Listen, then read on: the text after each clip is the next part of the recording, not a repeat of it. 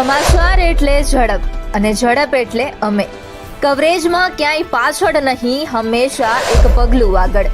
દેશ દુનિયાના સમાચાર, રાજનીતિ, સમસ્યા, વ્યાપાર, રોજગાર, તમામ સમાચારો પર રહેશે અમારી નજર.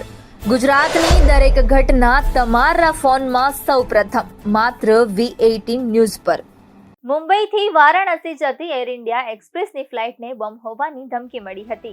વારાણસી એરપોર્ટ પર ઇમરજન્સી લેન્ડિંગ કરવામાં આવ્યું હતું, ત્યારે સુરક્ષા અધિકારીઓ અને બોમ્બ સ્ક્વોડ તાત્કાલિક ઘટના સ્થળે પહોંચી ગયા.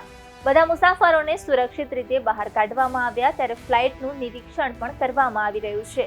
નિરીક્ષણ દરમિયાન ફ્લાઇટના ટોયલેટમાંથી એક ટિશ્યુ પેપર મળી આવ્યું હતું, જેના પર બોમ્બ ગુડ બાય લખ્યું હતું.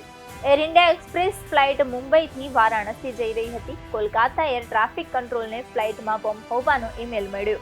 ત્યાં સુધીમાં ફ્લાઇટ વારાણસી એક્સપ્રેસની નજીક આવી ગઈ હતી.